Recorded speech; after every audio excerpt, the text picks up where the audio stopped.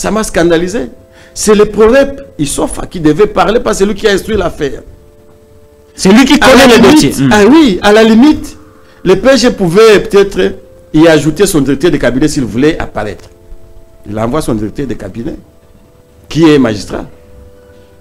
Et à la fin, s'il y avait des erreurs qui ont été commis dans l'instruction, c'est le parquet général de Gombe, qui est directement chef hiérarchique de M. du PROREP de Gombe, qui devait peut-être voir s'il faut sanctionner le parquet de grande instance pour avoir mal instruit cette affaire.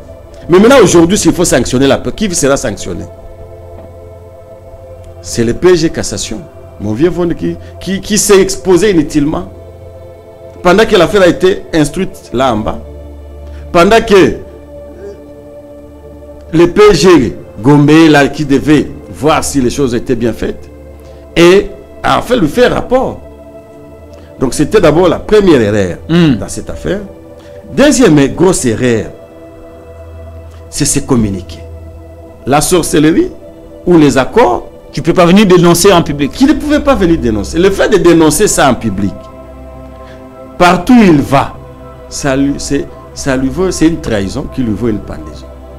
Et pour les nilotiques, nous les connaissons, les bâches. Quand vous l'avez trahi, il ne vous pardonnera jamais. Il se vengera. C'est pourquoi moi je peux conseiller à Félix de ne plus rencontrer Kagame. Le Rwanda a détruit notre espace aérien. Pendant ce temps... Le Rwanda a détruit notre espace aérien comment? Il a dit. Il avait déjà pris toutes les dispositions pour détruire les menaces. Et les menaces, c'était que nous, on s'était déjà approprié des drones. Et le même jour, les deux drones ont été détruits. On vient d'acquérir d'autres. Hein? On va les détruire. Félix a créé sa société privée. Félix a créé sa société privée. Oui, qu'on appelle laquelle? Primaire à Gold. C'est la société de Félix? Mais oui. Ah, maître. J'en avais parlé dans une émission à la... Êtes-vous sûr de ça? 50. Mais oui, d'ailleurs même le DG, qui est un cousin. Les DG de Primaire à Gold. Oui, c'est un cousin. Votre cousin? Oui. Qui sait, il sait lui-même que la société là, c'est une société de Félix. Qui se dit? Et l'État congolais n'y gagne qu'autour de 2,5%. Un député avait dénoncé ça à l'Assemblée nationale. Jean-Baptiste Kassekwa. Notre Jean-Baptiste Kassekwa, il y a un confrère qui est avocat, dont j'oublie le nom, va venir. Il était de l'INC. Cette société consiste à faire quoi? Et la société là consiste à acheter l'or en violation du code minier. Parce que déjà même certaines autorités d'IM23 étaient recherchées par la justice congolaise, notamment par l'auditorat général. Et je vis un document qui était écrit par Ibalanki, conseiller spécial de Félix Tshisekedi, demandant à l'auditeur général de retirer tous les mandats d'amener qui étaient en circulation contre les militaires. Les responsables du M23. Voilà. Et c'est là le nez du problème. Et aujourd'hui, vous commencez à venir de pleurnicher que les Rwandais nous agressent. Pendant que la question du M23 était déjà terminée depuis longtemps. Je doute d'abord de la compétence intellectuelle de M. Eliezer Tambou. C'est quelqu'un qui a fait le cours d'histoire, ok, dans la vieillesse. Et qu'est-ce que Félix lui a déjà ravi de ce qu'il lui avait donné? Oh, Félix n'a jamais ravi à Kagame ce qu'il lui avait donné. Non. Non. Parce que jusqu'à aujourd'hui, on a parlé de l'or. L'or continue à traverser. Et d'ailleurs, je viens un rapport du Rwanda. J'ai lu un rapport du Rwanda où le Rwanda a multiplié par rapport à l'année 2023. Donc l'année 2023 par rapport à l'année 2022. Et ça se justifie parce qu'il y a maintenant la guerre. Donc cette guerre du M23 bénéficie plus au Rwanda et aux mafieux. Et aux mafieux. Parce qu'il y a la guerre, il n'y a pas la loi. Et les cas, des gens signent des accords aujourd'hui. Les soirs, ils commencent à dénoncer ces accords là-bas. Il va en Angola, il dit, on va négocier avec Kagame. Il quitte l'Angola le même jour, il va en Belgique. Il dit il faut les sanctions pour Kagame. pas c'est un dictateur. Comme si vous êtes démocrate. Mais l'or, c'est un filon. On appelle filon d'or. Ça signifie, c'est une ligne.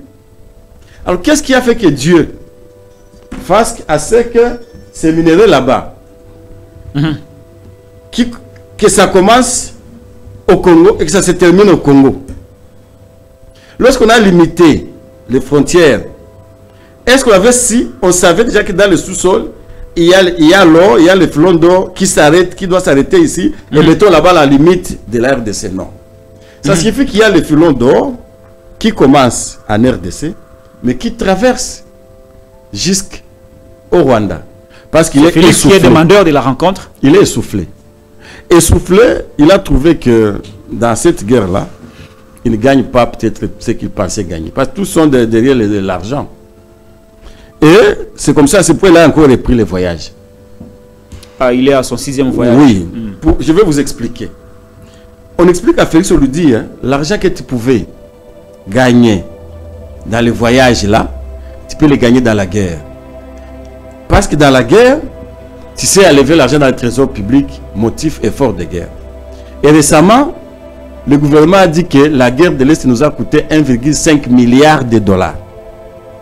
C'est donc c'est une très bonne affaire. Les 1,5 milliard de dollars, c'est l'argent que l'Assemblée nationale ne peut pas contrôler. C'est l'argent qui ne suit pas le cours normal, la procédure pour libérer l'argent. Ça passe en mode urgence. Urgent. Et donc, c'est une très bonne affaire. Et c'est comme ça que Félix avait diminué un peu le voyage parce qu'il avait l'argent dans la guerre.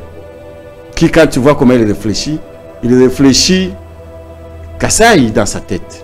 Il ne réfléchit pas vraiment comme un scientifique. Un républicain, non. C'est quelqu'un qui est derrière la tribu. Et si vous êtes contre la tribu, c'est fini. Parce que quand vous êtes intellectuel, vous agencez des idées. Vous devez être à mesure de les prouver. Le circuit officiel de la vente de l'or. De l'or, Félix l'a tué au profit de Primaire, qui est une société monstre de Félix Tshisekedi. Et où l'or ne doit quitter tout l'or du site Kivu. On vous attrape aujourd'hui en train de... Même si vous avez tous les documents de l'État de vente d'or, on vous attrape en train de vendre l'or, on vous arrête. Ah, et on avait envoyé un avion au site Kivu. Un avion. Et les gens qui ont allé faire exécuter la mission, ce n'était même pas la justice. C'était les gardes républicains. Qui sont allés arrêter tous les acteurs économiques du site Kivu. Qui sont dans le domaine de l'or, officiellement. Les gens qui vendent et qui achètent l'or. Et qui paient les taxes. On les a arrêtés. On les a mis dans un avion. On les a amenés ici à Kinshasa. On les a condamnés à l'auditorat militaire.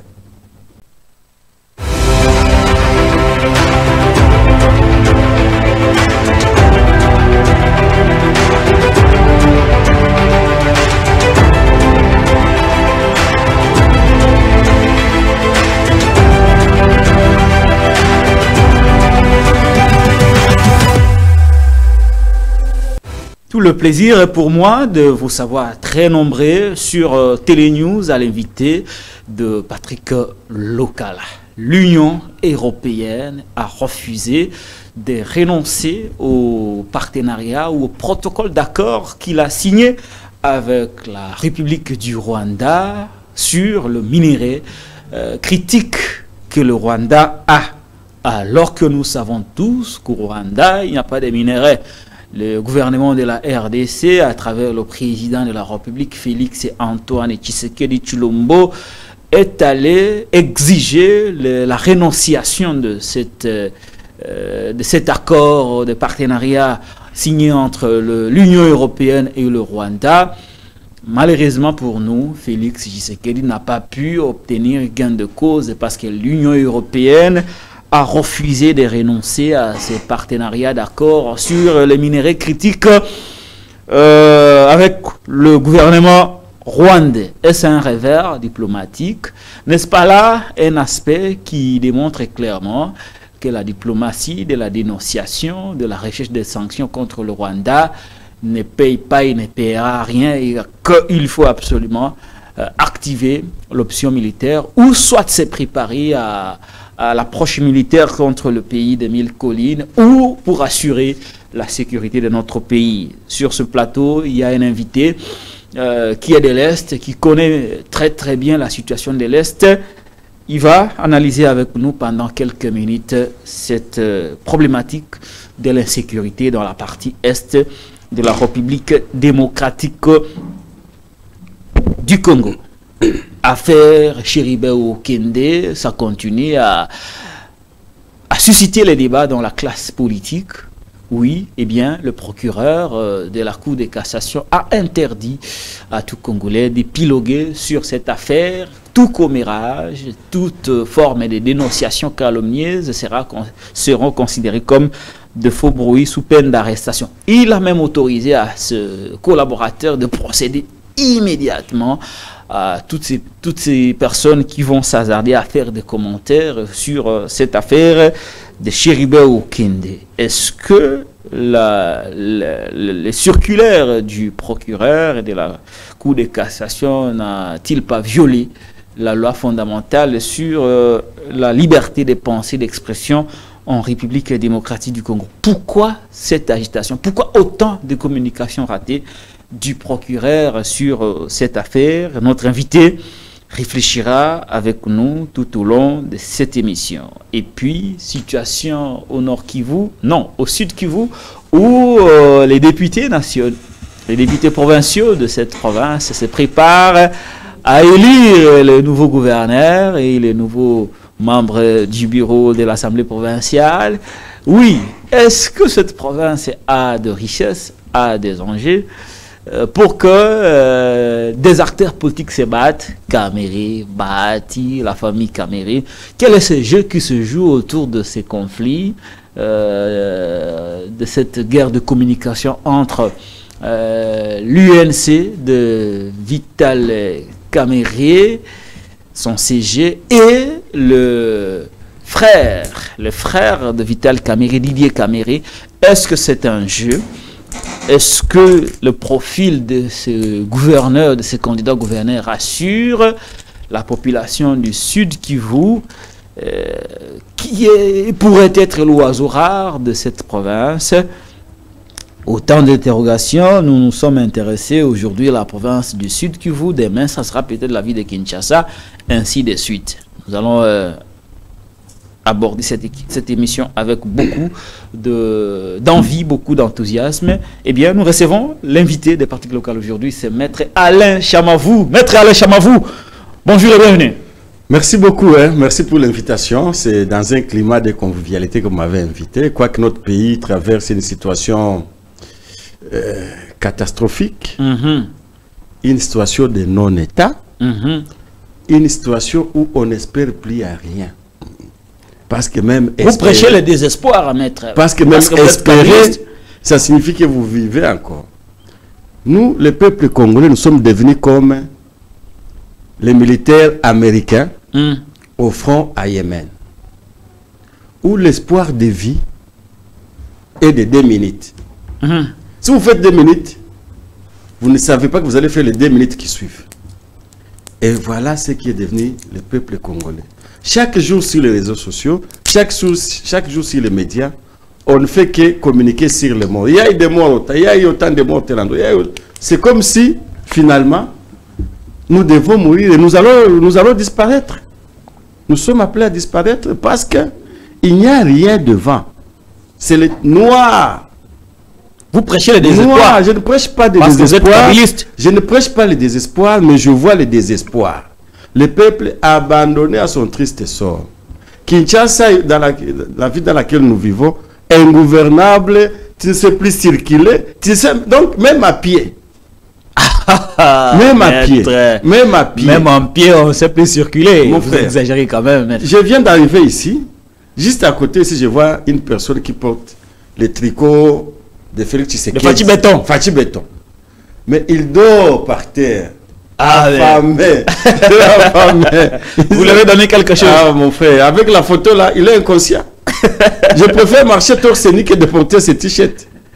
Voilà comment vous êtes kabiliste, maître. Voilà comment il faut le rappeler très rapidement, vous êtes kabiliste. Oui. Vous l'êtes toujours. Joséphiste plus. Joséphiste c'est plus. Ah. Attention, Willy Bakonga disait la même chose. sur le plateau de Jean-Marie Kassamba. Ils ne font pas aujourd'hui, il est devenu bétoniste.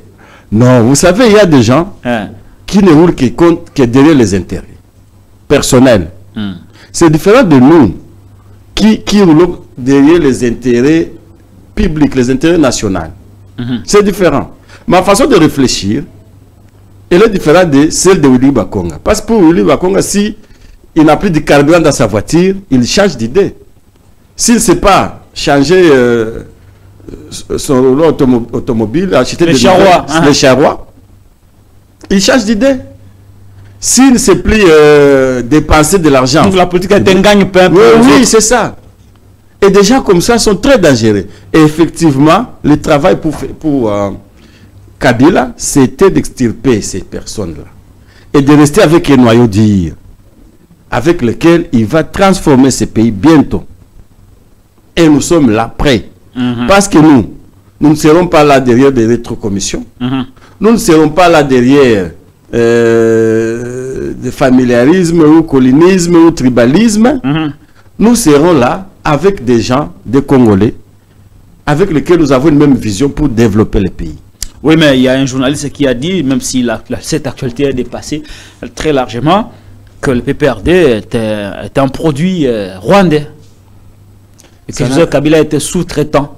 Votre leader était sous-traitant de Kagame. C'est Eliezer Ntambo qui a dit ça.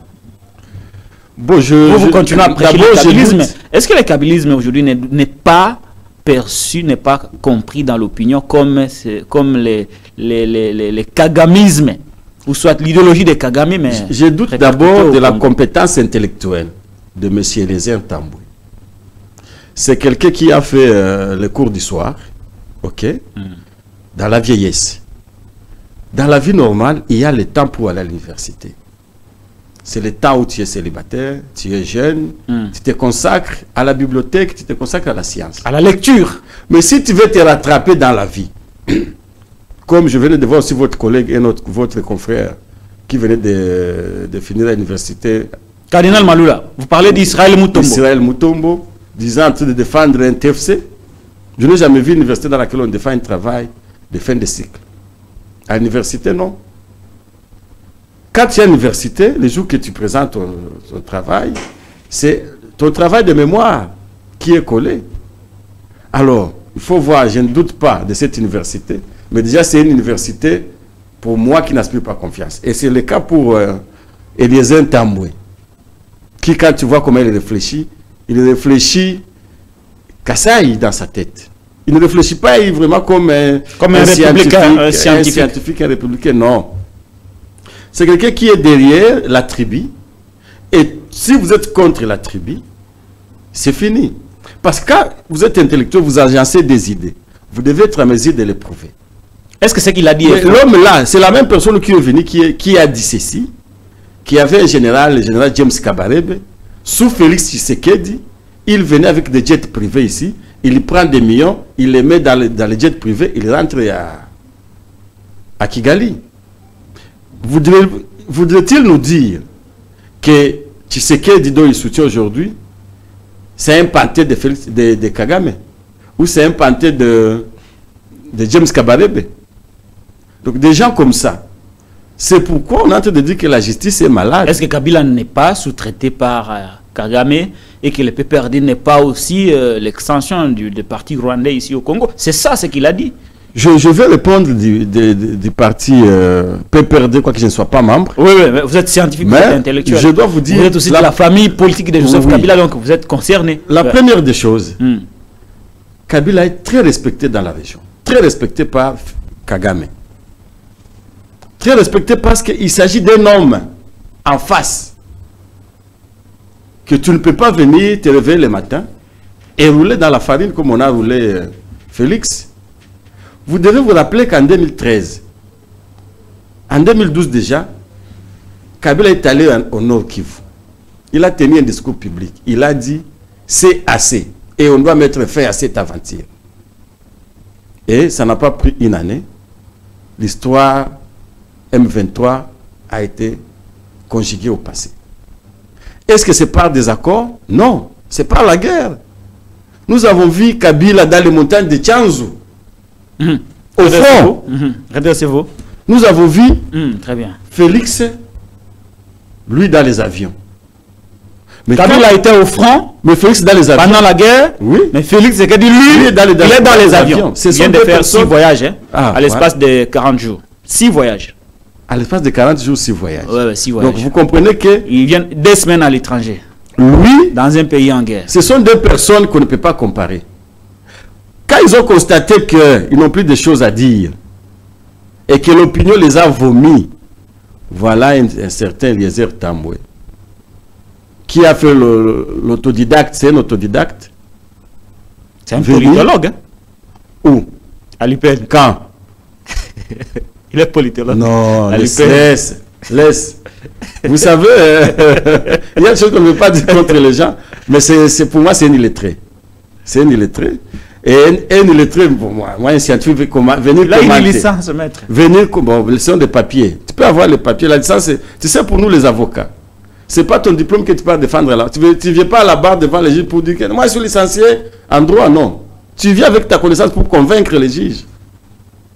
Et je ne vois pas Eliezer Tambwe, heureusement qu'il n'y a pas un baromètre scientifique devant lequel on doit... Mais si on le met devant un jury, je ne crois pas qu'il peut y avoir 3 sur 10. Donc il sera chassé. Bon, je préfère qu'il nous écrive juste un texte et qu'il te le donne, tu le lises. Si dans 5 phrases, tu ne trouves pas autour de 150 fautes, tu vas me dire que... Donc si Eliezer Tambwe écrit un texte, et d'après vous, on peut trouver 150 fautes dans une seule phrase. Je crois même plus. Et donc, ce n'est pas une personne pour laquelle je dois m'apitoyer sur ce qu'il a dit. Non, très bien. Voici Kabila. Kabila raconte ce pays divisé en 4 morceaux. Une partie était occupée par le Rwanda, avec le RCD. Une autre partie était occupée par l'Ouganda, avec Jean-Pierre Bemba et Mbusa Nyamwisi. Une autre partie était occupé par le gouvernement et Kabila vient, il réunit les pays. Il réunit les pays. Il prend la partie qui est occupée par Kagame, il la rejoint à la partie de la République démocratique du Congo. Et celle occupée par l'Ouganda. Aujourd'hui, Kabila est ennemi juré à Paul Kagame, ennemi juré à Museveni. Museveni, lui, le dit clairement. Il dit d'ailleurs qu'il se félicite parce que Kabila est sorti du pouvoir et qu'avec Félix, il collabore. Il a même, l'autre, Kagame, l'a même dit qu'avec Kabila, ils n'avaient pas de bonnes relations. Kabila lui m'avait dit qu'il n'avait pas de bonnes relations parce que Kabila ne pouvait pas accepter s'agenouiller devant les petits pays comme le Rwanda. Comme le fait aujourd'hui Félix. Félix a signé les accords. Félix a amené Rwanda au Congo. Félix a accepté que le Rwanda nous construise tout un village. Félix a donné l'ordre de la RDC au Rwanda. Félix a sous-traité la police congolaise par la police rwandaise et devait venir à Goma. Félix a ouvert l'ambassade du Rwanda ici. C'est encore fonctionnel. C'est sous Félix. Et vous voulez dire que c'est Kabila, Kabila c'est un Rwandais, Kabila c'est un Rwandais, Kabila. Vous êtes des idiots. Parce qu'un idiot, ce n'est pas de l'injure, mais donc, pour les psychologues, on a capacité, votre degré de capacité, d'intellectuel. Et pour l'intellectuel, on a calculé votre quotient, ce qu'on appelle quotient intellectuel. On trouve que vous êtes en dessous de la moyenne. Et que vous êtes idiot. Et un idiot, c'est celui qui est inconscient. Il ne sait pas ce qu'il dit. Il peut dire une chose aujourd'hui, et demain il dit que ce n'est pas moi qui l'ai dit. C'est le cas, des gens signent des accords aujourd'hui, les soirs ils commencent à dénoncer ces accords là-bas. Il va en Angola, il dit, on va négocier avec Kagame, il quitte l'Angola le même jour, il va en Belgique, il dit il faut les sanctions pour Kagame, pas c'est un dictateur. Comme si vous êtes démocrate. Donc vous ne comprenez pas le fait que Félix ait dit en Angola que lui est prêt à rencontrer Paul Kagame, il ne trouve plus d'inconvénients quant à ça. Mais qu'un jour après, 24 heures après, il est en Belgique où il dit que Kagame c'est un sanguinaire, non, il ne peut pas dire c'est un dictateur je vous demande de renoncer au partenariat que vous avez signé avec lui. Vous pensez que c'est contradictoire? C'est ces deux positions tellement contradictoire. Pourquoi? En diplomatie, vous devez vous ranger. Soit vous faites une diplomatie en négociation, soit vous faites la guerre. Vous vous affrontez. Vous allez en Angola... Vous aussi faire la dénonciation. Non! Quand vous allez dans les négociations, il y a l'attitude à prendre. Et quand vous allez dans la guerre, il y a l'attitude à prendre comme un béliquet. Maintenant, vous avez choisi en Angola de faire... Conciliant. De vous réconcilier. Rencontrer quelqu'un, mais discuter. Ces choses-là qu'il a pu dire en public, il aurait dû les dire en Angola pour dire, ok, mon cahier de charge, voici. Je ne veux pas que Paul Kagame soit dictateur et qu'il ouvre peut-être le couloir pour les opposants. Ça, c'est dans la négociation. Peut-être aussi Kagame va lui dire, ok, tu fais aussi la même chose, peut-être tu relaxes Kabound à Kabound, que tu as arrêté pour rien passer dans le combat. S'il faut aller dans la question interne de chaque pays. Parce que vous devez savoir que quand on fait de la négociation, c'est sur les questions internationales. Mais vous décidez d'aller dans les questions internes. Quand il y a un principe de général du droit de non-ingérence dans les affaires internes d'un pays. Donc il ne peut pas parler lorsqu'il est en conflit avec Kagame. Il ne peut pas dire qu'il est un dictateur dans ce pays. Non. Comment il doit parler de ça? Il doit se limiter qu'aux relations diplomatiques, les relations extérieures entre la RDC et le Rwanda. Peut-être la question des minéraux, peut-être la question de la paix, et c'est tout. La politique interne du Rwanda ne concerne pas Félix. La question interne de la RDC ne concerne pas le Rwanda. Mais là, comment lui, Félix, commence à dire, bon, c'est un dictateur. Je vais le rencontrer, mais ici, il dit c'est un dictateur. À quoi est-ce que ça fait, qu'il soit dictateur ou pas, à quoi est-ce que ça fait avancer la RDC? Donc, ce qui nous concerne, c'est la paix. Donc, il n'aurait pas dû dire ça. Bon, très bien. Alors, dans ces cas, nous sommes déjà en pleine émission. Bandeko Balandi, il y a Télénews. Abonnez-vous, likez, partagez. Alors, il est allé voir les Européens pour obtenir l'annulation ou la rénonciation de cet accord de partenariat sur le minerai critique que le Rwanda propose à l'Union européenne. Malheureusement pour nous, l'Union européenne n'a pas voulu renoncer à ce partenariat qu'elle a signé avec le Rwanda au profit de la RDC. On n'a pas renoncé. C'est un échec diplomatique ou qu'on n'avait pas vraiment pris au sérieux ces dossiers. Ce n'est pas une question d'échec. Parce que quand on parle de l'échec, ça signifie que même la question devrait être posée. Mais vous venez, tel que je venais de le dire, dans des questions internes d'un État. Vous êtes un État tiers. La RDC signe des accords avec un pays frère. Comme on peut signer avec la Russie aujourd'hui les accords, peut-être pour l'avitaillement des armes. En quoi est-ce que le Rwanda va trouver une menace que la RDC s'approprie les armes, par exemple? En quoi est-ce que le Congo trouve un inconvénient? Que des pays indépendants, un pays et une organisation internationale européenne, indépendante également, signent des accords qui portent sur l'exploitation des minéraux qui se trouvent au Rwanda. Qui se trouve au Congo, mais qui passe par le Rwanda. Non. Non, ce n'est pas dit dans l'accord. La RDC dit ceci, que les minéraux pour lesquels vous avez signé, ce sont des minéraux congolais. Volés au Congo. Qui sont volés au Congo et qui sont vendus au Rwanda. Mais est-ce que la RDC s'est prouvé cela? Avant que l'Union européenne ne signe cet accord, il a vérifié. Il y a des mines d'or, il y a des minéraux au Rwanda. Parce que j'ai vu même un analyste qui dit, comment on appelle, un géologue, il dit le Congo et le Rwanda sont des pays voisins. L'or se trouve à l'est, ça ne se trouve pas ici à l'ouest, à Kinshasa, ça se trouve à l'est, principalement au Sud Kivu. Mais l'or c'est un filon, on appelle filon d'or, ça signifie, c'est une ligne. Alors qu'est-ce qui a fait que Dieu fasse à ce que ces minéraux là-bas, que ça commence au Congo et que ça se termine au Congo? Lorsqu'on a limité les frontières Est-ce qu'on avait si on savait déjà que dans le sous-sol, il y a l'or, il y a le filon d'or qui s'arrête, qui doit s'arrêter ici, et mettons là-bas la limite de la RDC? Non. Ça signifie qu'il y a le filon d'or qui commence en RDC, mais qui traverse jusqu'au Rwanda.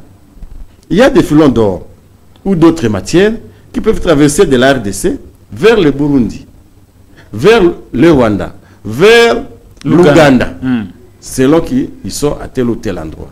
Et donc cette thèse-là, scientifiquement, elle est fausse. Au Rwanda, il y a des minéraux. Mais il est vrai que le Rwanda achète les minéraux qui proviennent de l'Est du pays. Et pour contrecarrer cela, Félix a créé sa société privée. Félix a créé sa société privée, oui, qu'on appelle laquelle? Primera Gold. C'est la société de Félix? Mais oui. Ah, maître. J'en avais parlé dans une émission à la. Êtes-vous sûr de ça? 50. Mais oui. D'ailleurs, même le DG, qui est un cousin. Les DG de Primera Gold. Oui, c'est un cousin. Votre cousin? Oui. Qui sait, il sait lui-même que la société là, c'est une société de Félix. Qui c'est que dit? Et l'État congolais n'y gagne qu'autour de 2,5%. Un député avait dénoncé ça à l'Assemblée nationale. Jean-Baptiste Kassekwa. Au-delà de Jean-Baptiste Kassekwa, il y a un confrère qui est avocat, dont j'oublie le nom de va venir. Il était de l'INC. Cette société consiste à faire quoi? Et la société là consiste à acheter l'or en violation du code minier. Parce que, selon l'accord que Primera Gold a signé avec la RDC lui a donné le monopole d'achat d'or de la République démocratique du Congo. La RDC a donné à Primera Gold le monopole de l'achat de l'or congolais. Oui, ce qui est une interdiction dans le code minier. Parce que le code minier interdit le monopole. On ne peut pas donner à une société le monopole dans une matière stratégique qui devait constituer notre réserve. Pourquoi notre monnaie ne fait que galoper? C'est parce que nous n'avons pas de réserve en or. La Banque centrale du Congo devrait garder l'or.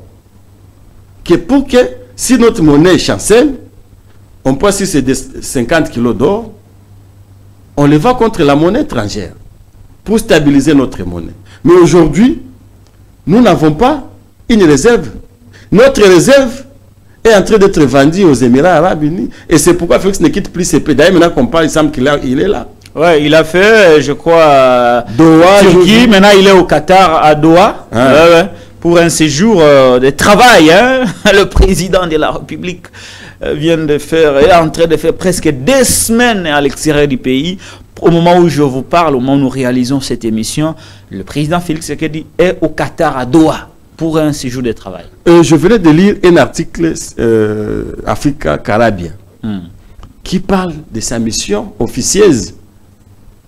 C'est dans les affaires qu'il est là, avec l'or, dont je viens de voir avec la société Primera Gold, où il a dit, au lieu que l'or commence à entrer par officiellement, parce que l'or quittait le Congo officiellement, ça transitait par Kigali, et Kigali vendait, Kigali achetait officiellement, que ce soit l'or, que ce soit cassiterite, que ce soit d'autres minéraux, les coltas et autres choses. Et l'État congolais bénéficiait de l'argent. Ah bon? Oui. Ça rapportait de l'argent au trésor public. Ce n'était pas une activité illicite. Parce que déjà, les artisanaux qui exploitent l'or, ils sont encadrés par l'État, par les services du ministère des Mines. Et on sait calculer, il a trouvé combien de kilos, il a vendu combien, l'État bénéficie combien, et l'argent entre dans le trésor public. Ce circuit-là, Félix l'a tué. Le circuit officiel de la vente de l'or. De l'or, Félix l'a tué au profit de Primera, qui est une société monstre de Félix Tshisekedi. Et où l'or ne doit quitter tout l'or du site Kivu. On vous attrape aujourd'hui en train de... Même si vous avez tous les documents de l'État de vente d'or, on vous attrape en train de vendre l'or, on vous arrête. Ah. Et on avait envoyé un avion au site Kivu. Un avion. Et les gens qui ont allé faire exécuter la mission, ce n'était même pas la justice. C'était les gardes républicains. Qui sont allés arrêter tous les acteurs économiques du site Kivu. Qui sont dans le domaine de l'or, officiellement. Les gens qui vendent et qui achètent l'or. Et qui paient les taxes. On les a arrêtés. On les a mis dans un avion. On les a amenés ici à Kinshasa.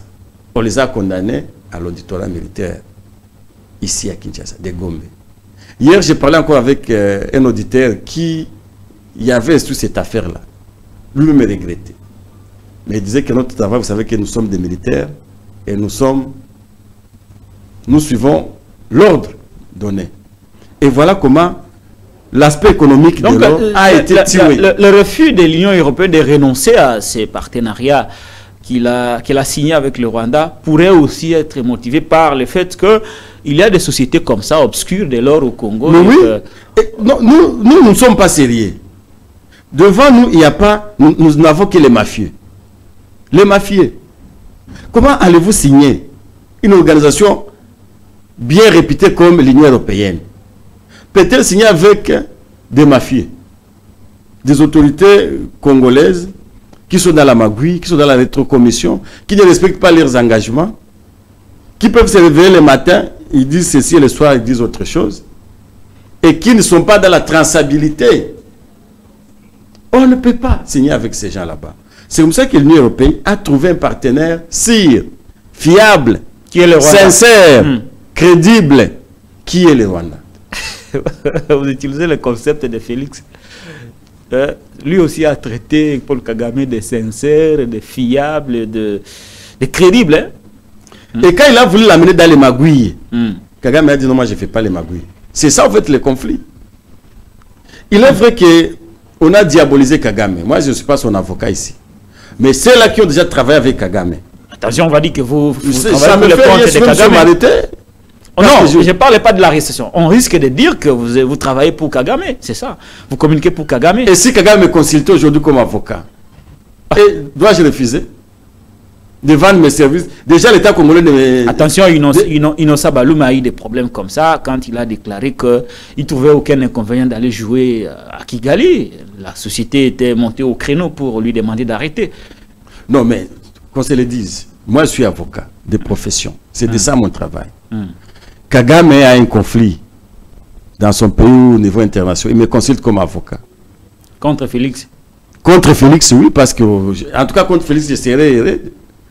je serais très heureux parce que... Si Kagame vous prenez comme son avocat contre Félix Tshisekedi, vous serez très heureux. Très heureux, je vais porter ma toge avec honneur. Pourquoi? Parce que... Vous vous rendez compte? Félix... Contre les présidents... Félix nous a beaucoup exposé. Félix nous a exposé, mon frère. Félix a fait un discours ici. Il dit que non, moindre escarmouche, il suffit seulement, il a même pas dit à Cristiano Sarkozy, si seulement une balle, je ne parle même pas de lisez sur mes lèvres. Lisez sur mes lèvres. J'ai dit quoi? Une balle. Mais on a fait des cargaisons de bombes. Et il est revenu sur la... Il a dit qu'il n'est pas belliqueux. Il dit que... Mais nous avait déjà exposé. Pendant ce temps, le Rwanda a détruit notre espace aérien. Pendant ce temps... Le Rwanda a détruit notre espace aérien, comment? Il a dit.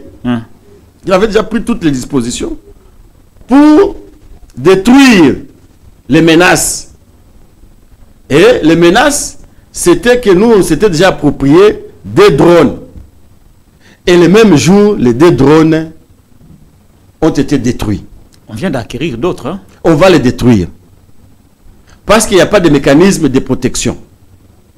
On acquiert des drones. Vous les envoyez à l'aéroport de Kavumu au site Kivu. Mais cet aéroport, vous ne le contrôlez pas.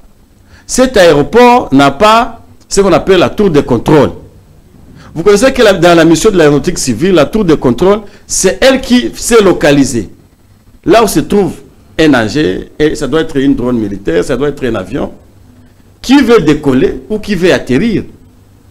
On sait qu'un avion a quitté Kinshasa pour Bukavu. Il a décollé à l'aéroport d'Enjil à telle heure, il suit telle direction, il va arriver à l'aéroport de Kavumu à telle heure, 11h, 12 minutes, 30 secondes. Et que pendant ce trajet, vous savez déjà qu'il est en train de voler à 11 000 km l'air de hauteur. Et qu'il est à tel endroit. Ça, c'est la tour de contrôle qui détient ces éléments. Mais vous envoyez, vous achetez des drones, vous les envoyez à l'aéroport où la tour de contrôle est gérée par... Donc, d'abord, vous n'avez pas votre tour de contrôle et celle qui existe n'est pas gérée par vous. et les données sont envoyées ailleurs, et que vous dites qu'à partir de là, vous allez atteindre Kigali. Pendant que Kigali sait contrôler, il sait contrôler quand vos drones là montent pour aller combattre, et quand ils vont atterrir, même avant de monter, ça demande l'autorisation. Nous devons faire parce que s'il n'y a pas l'autorisation, on risque de cogner notre avion qui veut descendre ou qui veut monter. Et donc ces informations là-bas, vous n'en avez pas. Et vous envoyez des drones là-bas. On va les détruire. Je le dis pour que Félix cesse de voyager. Et que l'argent qu'il devait utiliser pour le voyager, qu'il achète juste une tour de contrôle à l'aéroport de Kavumu. J'avais vu Vital Kamerhe sursauter et vanter cet aéroport qui s'avérait d'être construit. Mais honte pour lui. Voilà pourquoi l'Union européenne ne peut jamais signer d'abord un accord avec la RDC, parce que nous n'avons pas des autorités sérieuses. Dédé ne pouvait pas renoncer à son accord face au Rwanda, qui est un pays sérieux dans la gestion. La gestion du Rwanda est tellement lucide, est tellement officielle, est tellement limpide qu'elle devient irréprochable. Mais les partenaires. Mais chez nous, notre gestion, elle est opaque. Notre gestion, elle est tribalisée. Là, je parle de la gestion du pays.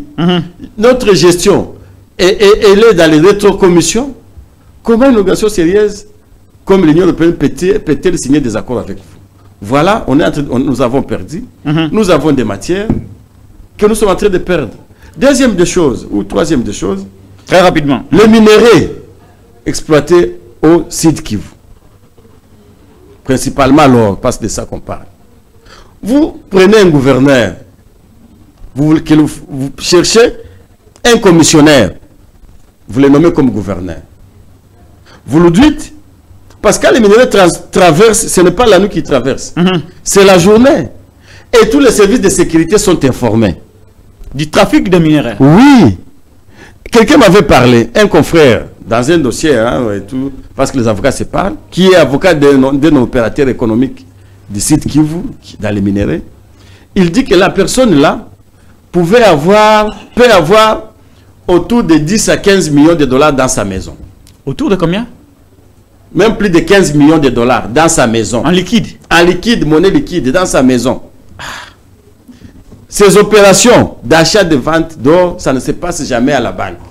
C'est du cash. On est en train de violer la loi qui a fait condamner Bakonga ici. Ce qu'on appelle, comment on appelle l'infraction quand vous voyagez avec plus de 10 000 dollars. Il y a une infraction qui va venir. Fuite de capitaux. Au-delà de fuite de capitaux, il y a une infraction dont je vais en parler après. Ouais. Alors, il est interdit aux personnes d'avoir plus de 10 000 dollars à main liquidité, sans passer par les opérations bancaires. Et donc, si vous faites cela, on doit vous arrêter et vous condamner. Mais maintenant, vous trouvez un acheteur de l'or. Il a 50 millions de dollars dans sa maison. Vous venez avec 10 kilos de l'or. Déjà, 10 kilos de l'or, c'est surtout des... Parce que déjà, 1 kilo, c'est autour de 2 millions, quelque chose de dollars. Hein? Oui. 2 kilos de l'or, c'est... Je crois aujourd'hui, 1 gramme d'or. 1 gramme d'or, c'est 80 dollars. Officiellement. 1 kilo, ça peut coûter combien? 1 kilo de l'or. 1 kilo, c'est 1000 grammes. Ça peut coûter combien? Donc vous faites ça 80 fois 1000. Ça fait 80 000. Ah, c'est beaucoup d'argent. Hein? Tu comprends? Donc déjà 80 000, 1 kilo. OK? Et si vous achetez 10 kilos, c'est 800 000 dollars. 800 000 dollars pour 10 kilos d'or. Seulement. Vous comprenez? Si vous avez acheté 20 kilos d'or,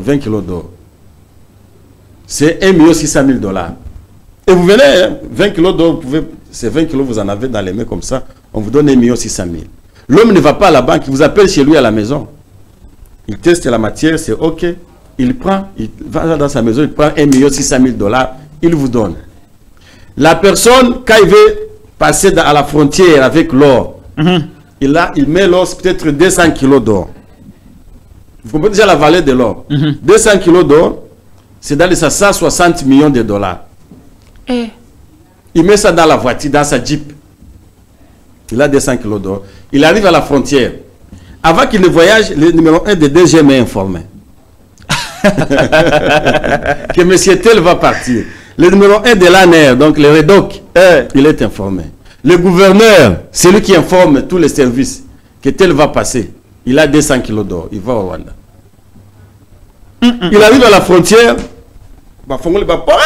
on dirait que c'est Fachi Beto qui veut être... Il est même protégé. Plus que vous, mon frère, pendant qu'il est dans le mafieux. Et il passe, il va au Rwanda. Le Rwanda qui veut être un pays producteur de l'or, l'accueille. Il a acheté 1 kilo peut-être à 80, il arrive au Rwanda, il le vend à 110 dollars. Il a déjà 30 dollars par gramme.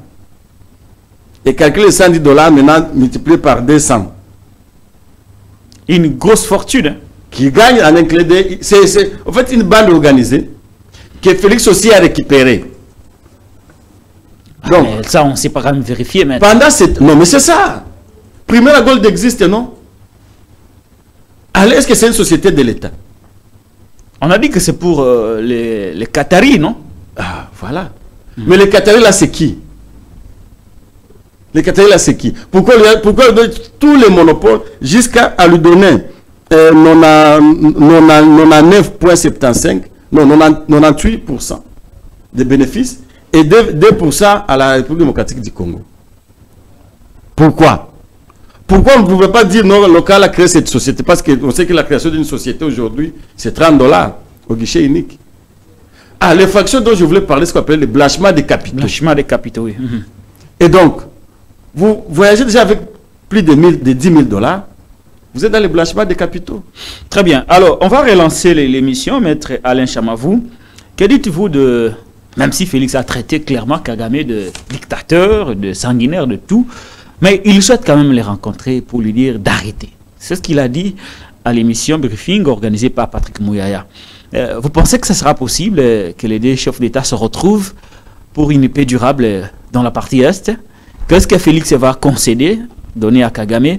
Et qu'est-ce que Kagame, lui, va donner à Félix? Et qu'est-ce qu'il attend de Félix? Est-ce que ça sera possible, cette rencontre entre les deux hommes? Et qu'est-ce que Félix lui a déjà ravi de ce qu'il lui avait donné? Oh, Félix n'a jamais ravi à Kagame ce qu'il lui avait donné? Non. Non. Parce que jusqu'à aujourd'hui, on a parlé de l'or. L'or continue à traverser. Ah, maître. Et d'ailleurs, j'ai vu un rapport du Rwanda. J'ai lu un rapport du Rwanda où le Rwanda a multiplié par rapport à l'année 2023. Donc l'année 2023 par rapport à l'année 2022. Et ça se justifie parce qu'il y a maintenant la guerre. Donc cette guerre du M23 bénéficie plus au Rwanda et aux mafieux. Et aux mafieux. Parce qu'il y a la guerre, il n'y a pas la loi. Donc les 2 ans ou les 1 année et demie que le Rwanda, que le M23 occupe la partie Est, c'est l'eau qui passe chaque jour. Et même le paix qui entre dans le trésor public n'entre plus. Pendant ce temps, on multiplie les taxes contre les citoyens congolais qui vivent à Goma. Je vu même le gouverneur militaire dire que non, si vous avez déjà une Jeep Tintin, vous devez payer une taxe de 20 dollars. Parce que votre Jeep a des vitres fumées. Oui, mais maître, revenons à la rencontre. Est-ce que ça sera possible d'abord? Donc, cette rencontre... Que les deux hommes se retrouvent pour qu'il y ait la paix dans la partie Est. Ils vont se retrouver. Pourquoi ils vont se retrouver? Parce que tous ont les mêmes parrains. D'abord, qui en est demandeur d'abord de cette rencontre? C'est lui qui est demandeur. C'est Félix. Parce qu'il est Félix essoufflé. Qui est demandeur de la rencontre? Il est essoufflé. Essoufflé, il a trouvé que dans cette guerre-là, il ne gagne pas peut-être ce qu'il pensait gagner. Parce que tous sont derrière l'argent.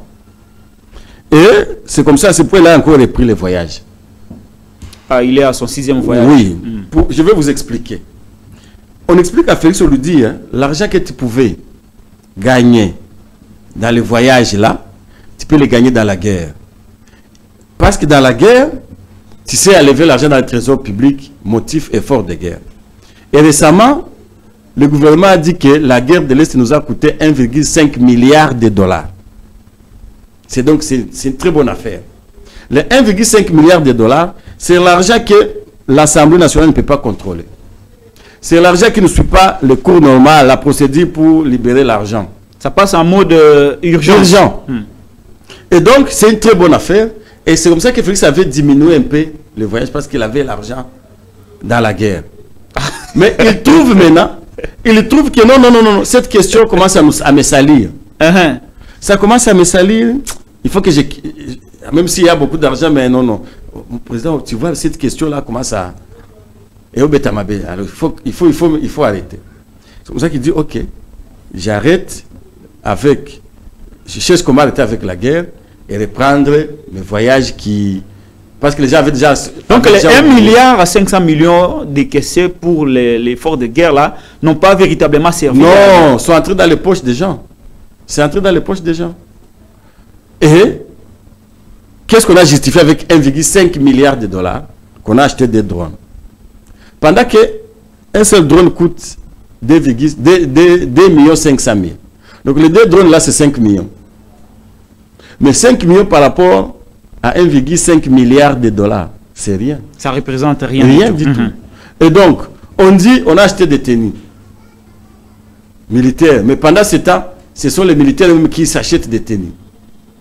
Là, même on est en train de coudre. Vous n'avez pas cette information. On vous donne la tenue. Le jour que vous avez doté la tenue, on vous coupe. C'est votre salaire. Et on va dire que nous avons une armée professionnelle. Et voilà comme ça, la raison pour laquelle qui a poussé Félix à rencontrer Kagame. Et à ajouter à ce qu'il lui avait déjà donné, ou ce qu'il lui aurait retranché publiquement, notamment les avions rwandais, et lors de Sakima, quoique c'est encore lui qui continue à bénéficier de cet or-là, les lui donner encore officiellement. C'est tout ce qu'ils vont chercher. Est-ce que Kagame qu'est-ce que Kagame donnera en retour à Félix Tshisekedi? Moi, je crois que Kagame, comme tous les nilotiques, quand vous l'avez blessé, rassurez-vous que c'est terminé. Pour vous. Vous pouvez lui sourire. Et les diables... Vous pouvez lui donner même votre propre femme. Il ne va pas vous croire. Il ne va pas vous croire. Et d'ailleurs, pour les nilotiques, Kagame est prêt à donner même sa femme pour avoir la tête de Félix. Si c'est ce qu'il lui faut. C'est grave ça. Pourquoi? Parce que quand vous faites... En fait, vous savez, la politique, c'est comme la sorcellerie. Vous avez fait les affaires ensemble, vous les dénoncez au public, les gens qui n'étaient pas là.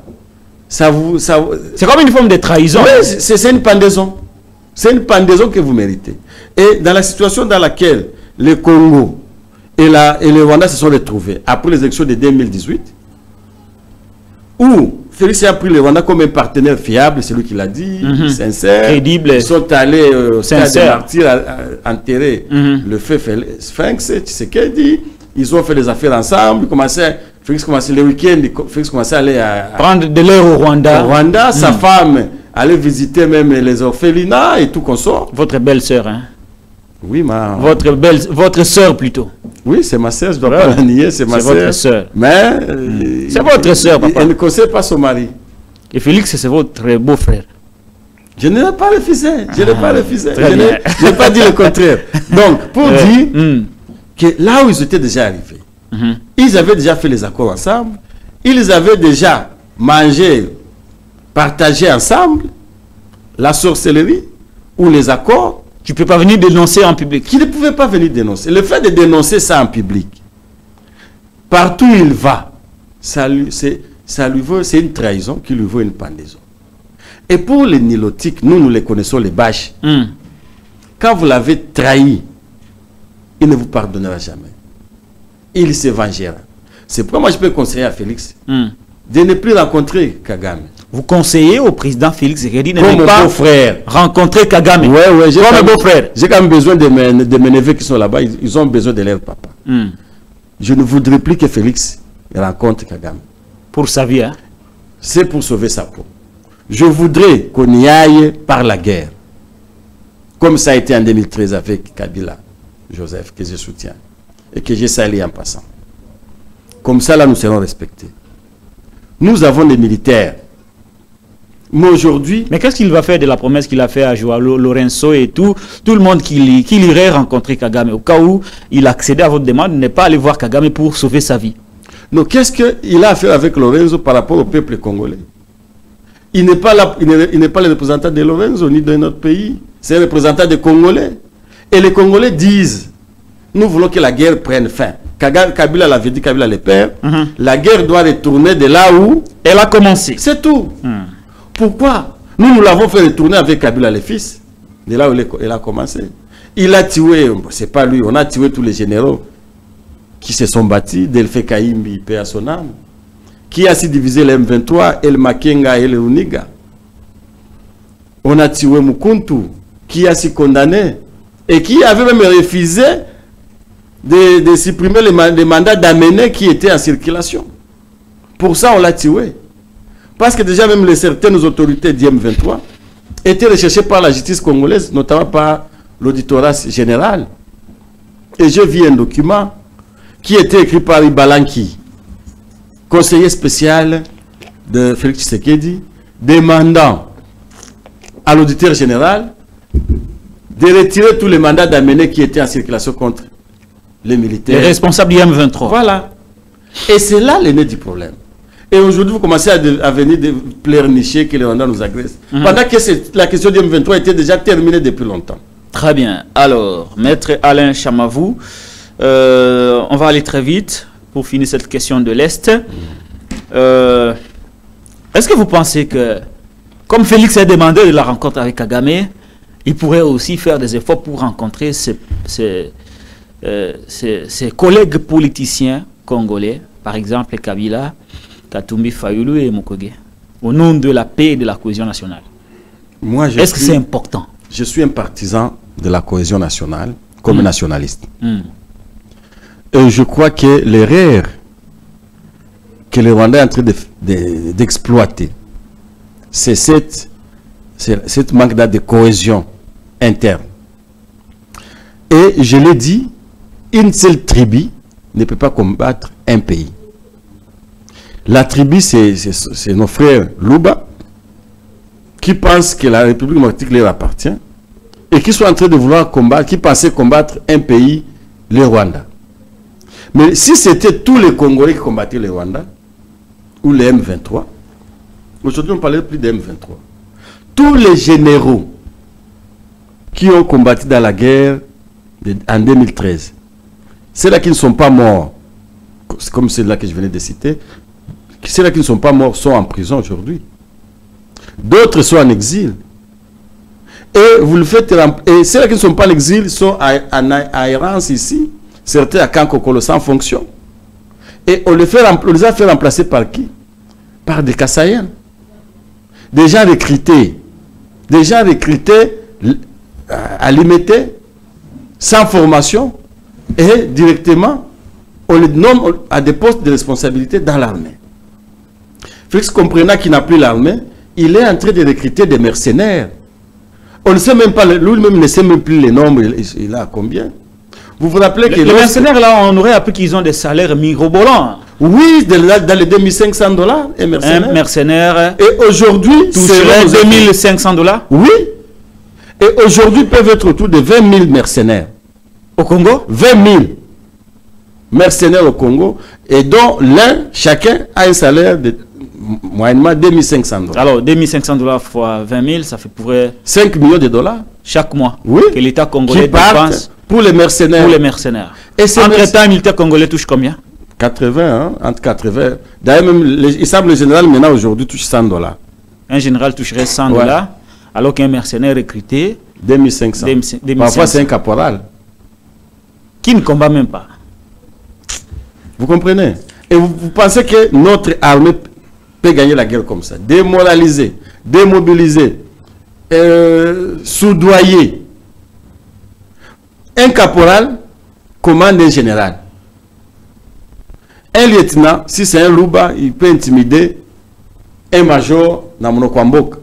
Yo, Bukalenga Boeto. Yo, quand tu attaques comme ça, c'est fini, tu as peur. Et le major, je venais de l'auditorat ici, j'ai trouvé un colonel, un lieutenant-colonel, donc 2 étoiles, qui a été invité par un sergent. Où? Ici à l'auditorat. Il l'a invité où? À l'auditorat. On l'invite par un sergent. Un sergent l'invite à l'auditorat de garnison. Déjà, le colonel n'est pas justiciable devant un auditorat de garnison. De deux, Ce n'est pas un sergent qui doit les convoquer, quoi qu'il soit inspecteur, ce n'est pas lui.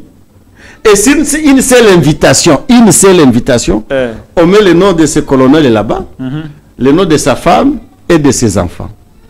Des enfants, au motif que sa femme et ses deux enfants auraient injurié un voisin. Alors le colonel vient avec l'invitation. J'étais là, j'étais scandalisé. Et il dit, mais l'invitation est là. On voit c'est un sergent qui a signé. Le sergent porte le nom de Kadim. Ah, le sergent s'appelle Kadim. Hein? Il a la recommandation d'un certain Chibuabo. Et il commence à dire Bukalenga Mouetou. Ah là là là là là. Ça, c'est pas un fait que j'ai inventé. J'ai vécu ça. Et je ne vais même pas citer le nom de ces colonels-là. Donc pour dire que nous sommes allés très bas. Ces choses ne nous ont pas permis d'être unis pour combattre le Rwanda. Jamais. Donc il faudrait d'abord commencer par la cohésion nationale, l'unité nationale, avant d'aller combattre le Rwanda. Mais donc, oui. Il est important que Félix se déplace vers ses collègues politiciens. Raison pour laquelle je peux demander à Félix. Il n'est pas tard pour se rattraper. Ce n'est pas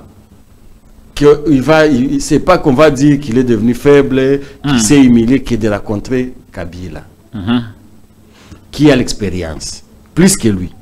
Parce que lui a fait 18 ans comme chef de l'État. En plus, c'est un ancien militaire. Hein? C'est un ancien militaire qui a combattu, qui a rencontré les pays divisés. Il lui a donné INI, mais qui finalement les pays encore divisés. Donc les rencontrer pour lui serait salutaire. Pour lui, et pour le pays. Et pour les pays. Quand il l'aura rencontré, il va lui donner des orientations. Je ne voudrais pas dire des instructions pour ne pas le blesser. Mais il va lui donner quand même des orientations comme un militaire et comme un ancien chef de l'État. Il doit rencontrer, j'ai dit il doit rencontrer Katumbi Moïse. Il doit rencontrer Martin Fayoulou. Pour qu'il y ait une cohésion interne. C'est une Mukwege également dont il a saboté le prix Nobel. Il avait dit qu'il est ivre de son prix. Il doit les rencontrer. C'est un Congolais qui a une notoriété incontestable. Et ensemble... Comment il fait? C'est lui qui va vers Kabila, Mukwege, c'est quand même le président, non? C'est lui qui doit initier. C'est lui qui a le pouvoir. Il doit trouver un moyen de les rencontrer. C'est lui qui doit initier. Il peut décider de ne pas les rencontrer directement et de le faire par son cabinet. Par exemple, son directeur de cabinet. Je ne vois pas la présidence, par exemple, inviter officiellement. Joseph Kabila, l'ancien chef de l'État. Peut-être pas Joseph Kabila. Je peux peut-être de Martin Fayoulou et de ne pas partir. Je ne vois pas Félix Tshisekedi lui-même, parce qu'il ne va pas quand même lui envoyer un directeur de cabinet. C'est un ancien président de la République, un sénateur à vie, qui a un statut reconnu par nos lois de la République. Je ne vois pas Félix Tshisekedi demander de les rencontrer et Félix refusé. Kabila refusé. Officiellement.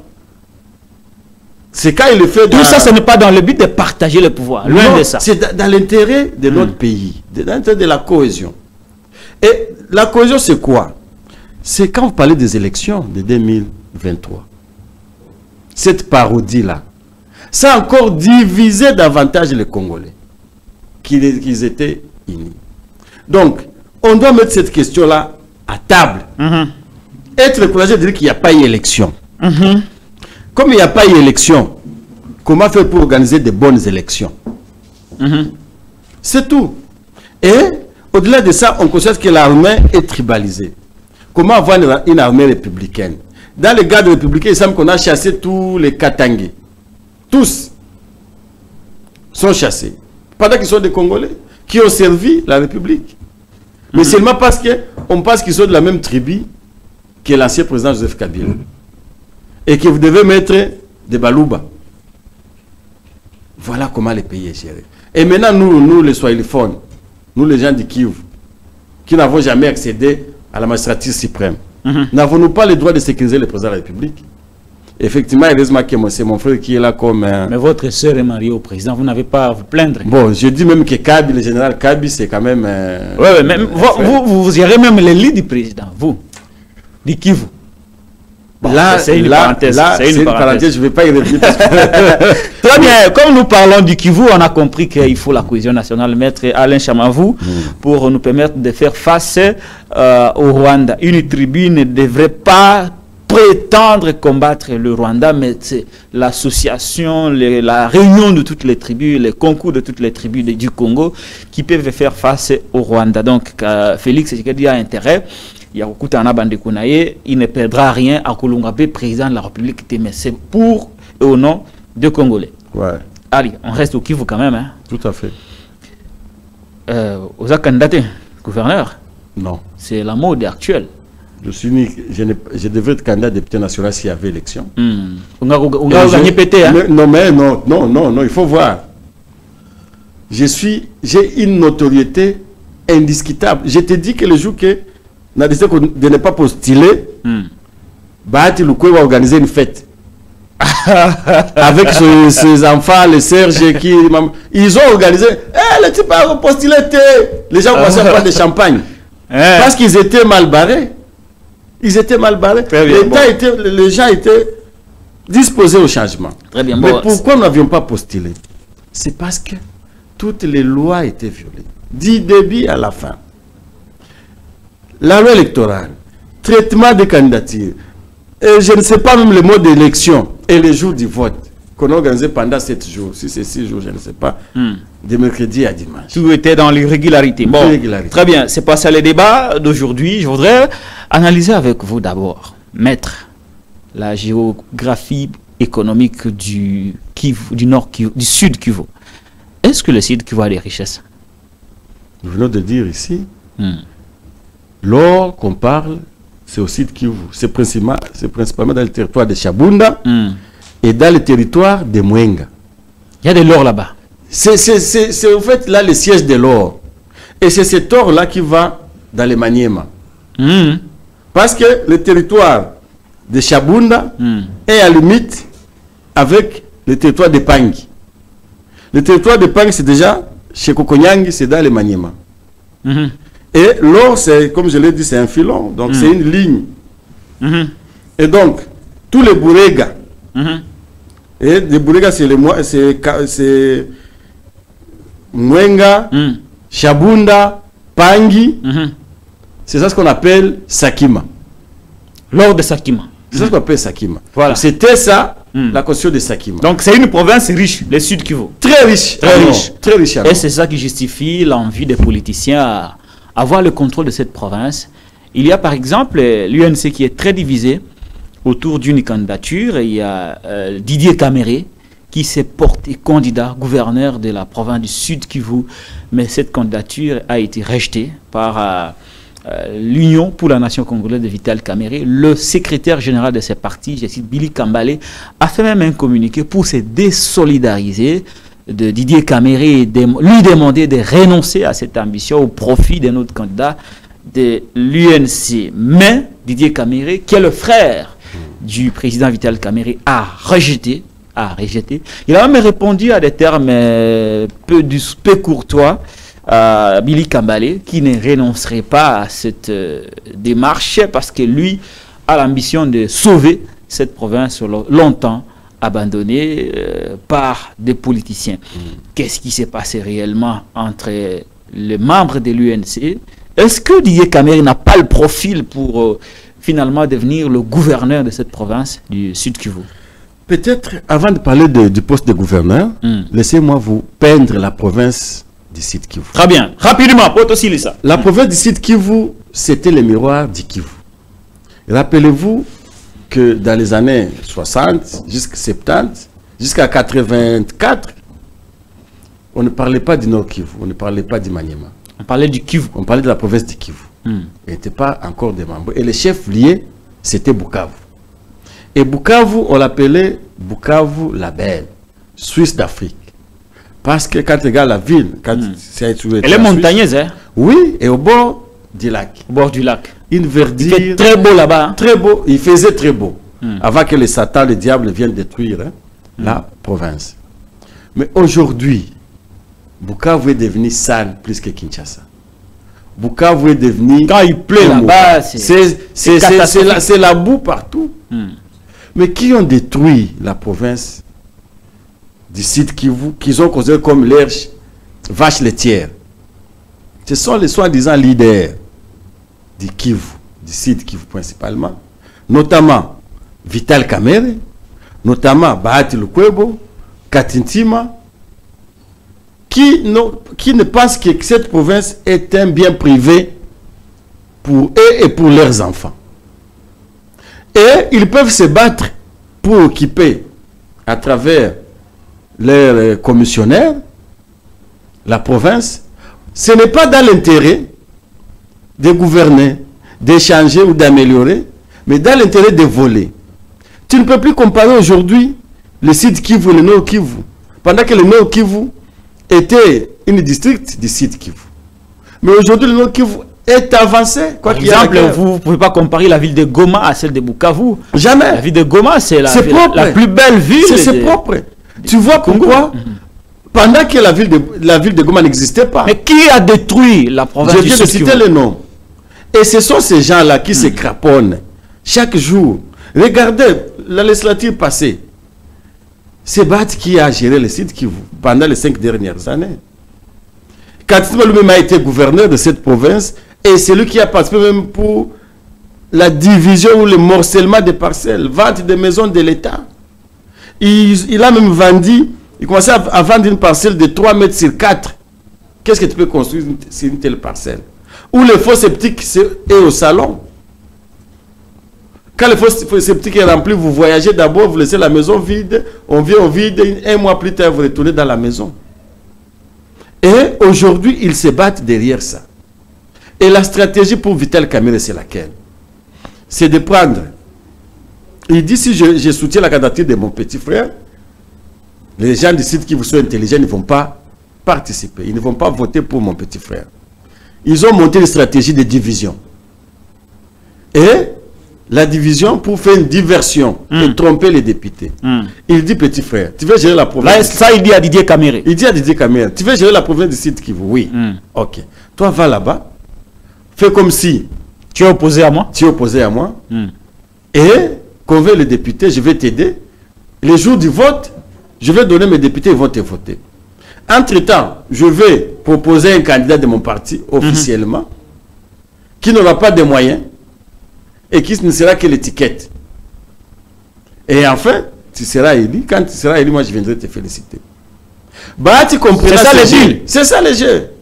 C'est ça le jeu. Donc tout ce que nous voyons là, mascarade. Didier Kamerhe qui s'en prend à Billy Kambale qui répond et nous la presse on s'est invité, on croit que Vital Kamerhe est divisé avec son frère Didier Kamerhe. Vous embarquez dans une fausse affaire, mon cher frère. C'est un cinéma. Moi je connais Didier Kamerhe. C'est un frère. Et Bahati, avant on va revenir sur Didier. Bahati dans cette affaire. Et Bahati dans cette affaire, il comprend que c'est un jeu de son cousin, comme il aime s'appeler. Et lui aussi, que c'est son cousin Kamerhe qui a veut le rouler. Il veut le rouler. Parce qu'il envoie Didier placer son frère Didier. Il envoie Didier, va voir Bahati. Fais-toi allié de Bahati, contre moi. Comme ça, tu Kamerhe, c'est un phénomène, ce gaillard-là. Effectivement, Maradona lui dit non, naïvi au papa. De son côté, il prend professeur Pouroussi. Il fait candidat gouverneur. Il dit non, non, les jeux là, je ne vais pas y entrer parce que c'est. Maradona a compris. Mon cousin là risque de me dribbler pendant que je suis le Maradona officiel. Il ne va pas prendre ma place. Même s'il soit Messi, moi je suis un grand Maradona. Il met son candidat. À côté, Katintima aussi qui joue les jeux. Qui souffle le chaud et le froid. Non, lui, évidemment c'est ça, mais lui il vient en dessous de. Donc il vient en dessous de la table, il ne se fait pas montrer. Donc c'est un sous-marin qui vient dans l'eau, il grimpe. Il est ni Maradona ni Messi, il est sous-marin. Il est sous-marin. Alors comme il est sous-marin, lui sait que la proie est là-bas. Mais pour y arriver, je dois entrer dans l'eau. Comme ça, quand j'arrive là-bas, je fais sortir ma tête et j'ai gagné. Pendant que les sont en train de se battre ici, lui négocie avec l'IDPS. Comme l'IDPS aussi, c'est un diable comme les autres, qui ont profité de la destruction de la province pendant les 5 dernières années. Il faut des alliances. Et ils mettent aussi leurs candidats en jeu. Mais comme les diables, à un certain moment, comme on dit, les loups ne se mangent pas entre eux, à la veille des élections, pour qu'ils trouvent un consensus, ils vont même à la CENI. Ils disent à Kadima, donnez-nous encore le temps. Le jour qu'on devait clôturer, traitement, tout ça, on avance, on a même reculé les délais jusqu'au 8 mars. Mais ça, c'est une stratégie que la CENI leur donne pour qu'ils puissent s'attendre. On apprendrait maintenant qu'ils sont en train de parler pour qu'ils trouvent un candidat commun. Mais mes frères du site Kivu, même si on est-ce que c'est mauvais? Même si on mettait, si le 3 s'attend et présente, c'est très mauvais parce que il faut montrer une très grande capacité de nuisance contre la province du site Kivu. Et je vous dis... Mais vous n'êtes pas là, comment? Qui va les arrêter? Mais il y a d'autres citoyens qui sont là, qui croient au processus, parce que moi je ne crois pas à ce processus-là. Je sais qu'on peut avoir quelqu'un qui peut avoir beaucoup de voix, mais on ne va pas les proclamer. Vous connaissez beaucoup de cas. Et ce que je demande aux députés du site Kivu, c'est de quitter les craquants de ces gens-là. De ne pas admettre leur candidat, même s'ils se mettaient d'accord sur une candidature, les 3 personnes-là, n'allez pas dans leur cas parce que c'est dans l'enfer. Et quand vous vous amenez dans l'enfer, Dieu ne peut pas vous pardonner. Donc, il est temps pour les députés de se libérer de ces craquants, de se choisir un outsider, une personne non soutenue par ses détracteurs ou ses destructeurs de la province. Une personne sur laquelle l'Assemblée provinciale devrait avoir une mainmise. Parce que c'est quoi le danger si le candidat de ces 3 est porté à la tête de la province? C'est quoi le danger pour l'Assemblée provinciale? Le danger, c'est qu'il viendra avec un cahier de charges de ces 3 personnes-là. D'abord, chacun va proposer les noms de ses cousins qui sont là-bas, neveux, nièces, copains, copines, comme ministre et comme conseiller. Pas de l'objectif de travail pour le peuple, mais dans l'objectif de s'enrichir. Deuxième danger, le gouverneur, on va lui assigner l'argent à distribuer, l'argent à donner chaque fin du mois. Ah, il aura des cotisations à verser? Oui, auprès des autorités morales. La rétrocommission, c'est connu de tous. C'est connu de tous. Ils sont à 3, tel va exiger peut-être 500 000 $ chaque mois. L'autre va exiger peut-être 1 million chaque mois. L'autre va exiger peut-être 300 000 selon la force de chacun. Et peut-être ça va faire 1 800 000 ou 2 millions de dollars. Chaque mois. Chaque mois, le gouverneur est obligé. Il ne doit pas se justifier qu'il n'a pas reçu cet argent. S'il n'en a pas, il part prendre des crédits en banque. Dans le cas contraire. Ou même chez les cambistes. On a connu un gouverneur qui prenait de l'argent. Théo ici, Ngwabidji. C'est un homme malheureux. Il allait chez les cambistes demander l'argent qu'il doit envoyer. Mais au cas où il ne le fait pas, on le chasse. Parce que déjà l'Assemblée provinciale est manipulée, minée, elle est appauvrie, minée. C'est même les gens là-bas qui recevaient qui 500 000, qui 1 million. Il faut des économies. Et il a ses députés là-bas, il les appelle ici à Kinshasa, il les fait loger à un hôtel. Et ils mangent, on leur met des véhicules à leur disposition. Un bon soir, on les appelle dans un restaurant ici à Gombe, peut-être à la Fleuve Congo, hôtel ou je ne sais pas, Pullman. On leur offre un repas. On va manger les steaks. Champagne et tout. On va manger les steaks. Ah, on leur dit non, voici, on vous a appelé pour ça. Ce gouverneur-là doit partir demain. On leur propose, voici la motion. Signez ici. Ils sont déjà ivres. Hein?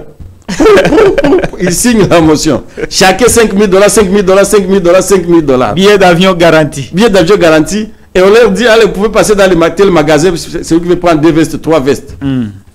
Et quelques paires de chaussures. Et, au petit matin, le gouverneur... le lendemain, il descend injecté. La motion passe, on appelle le gouverneur tente de trouver même une remise, on le refait, le 4 la tête, on coupe la tête, c'est fini. Vous comprenez? Donc, c'est comme ça que la province est prise en otage. Est gérée. Le danger pour nos députés, c'est de se jeter dans cette aventure. Très bien. Alors, c'est pourquoi vous avez constaté que la législature passée, Théo a fonctionné contre l'Assemblée provinciale. Il a dit ceci. Chaque jour, je suis agacé par les députés. Vous ici, vous me demandez l'argent. Et le député me demande l'argent. Mais là, à qui je dois donner l'argent? Ah, les députés te demandent l'argent. Ok, ça va. Ils appellent Kazadi, ou je ne sais pas. Fermez cette histoire. Ah, supprimer ça. Parce qu'il y a une bande organisée des bandes. C'est la mafia. C'est la mafia organisée. Même, c'est la même chose qui s'est passée ici à Kinshasa. Alors, une petite question, maître. Qui d'après vous est bien parti pour devenir gouverneur du Sud Kivu parmi les 3 poulets de ces 3 caciques? Parmi les 3 poulets de ces 3 caciques, je crois que Bahati aura la chance. Parce qu'il a une très grande capacité de nuisance que les autres. Vous aimez beaucoup Bahati? En matière lucrative. J'ai un jour, je te donne un exemple. Un jour, un avocat qui était en train de dire, Monsieur le Président, vous voyez ce dossier ici, vous pouvez le remettre ça. Faire une remise. Une courte remise. Et donc, Bahati aussi est fort en ça. En cette matière, Maboko Naizalaka. Maboko pété. Donc, lui, il va appeler les députés. Il va leur donner l'argent. Ça sera une corruption à ciel ouvert. Et personne ne sera arrêté. Et quid de Didier Kamere? Didier Kamere, il n'a pas. Le frère du Messie. Didier Kamere, pour lui, hein, même si parce qu'on parle de lui, on ne parle de lui parce qu'il a seulement le nom de Kamere dans son nom. Il n'a pas le profil. C'est un aucun docteur. Profil. Bon, un médecin peut-être à l'hôpital, oui. S'il faut léger comme médecin, mais comme politicien, je ne le connais pas. Dans tous les combats de Sud Kivu, je n'ai jamais appris. Il sert du nom de son frère pour Cissé en politique, c'est ça? Évidemment, il utilise seulement le nom de son frère. Et c'est pourquoi il a voulu s'attaquer à son frère. Et c'était une stratégie pour lui. Et pour son frère. Maintenant, il est devenu célèbre. Hein? Célèbre dans quoi?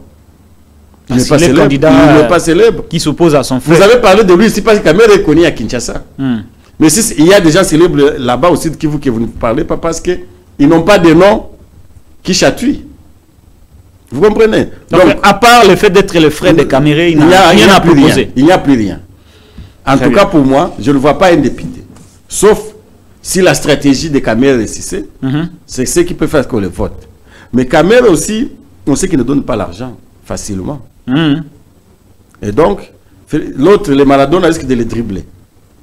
Et peut-être, l'autre, le dernier, Katitima, risque de jouer avec le pouvoir pour que Kabouya s'impose à imposer celui de l'IDPS, qui est l'homme de Katintima.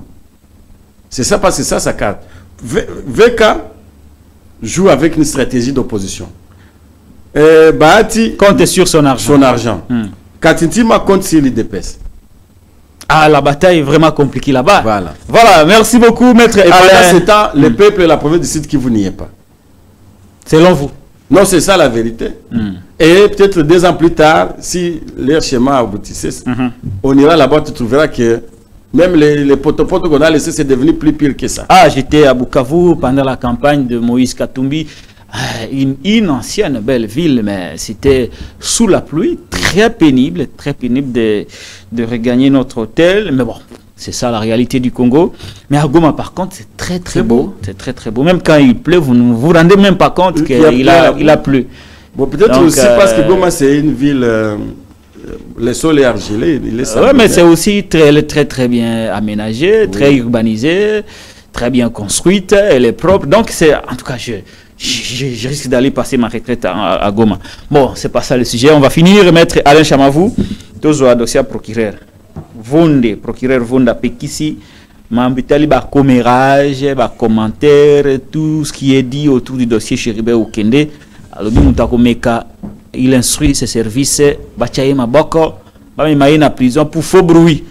Ce sont des faits constitutifs d'infraction. J'ai été sidéré, mon frère. D'abord de voir mon vieux.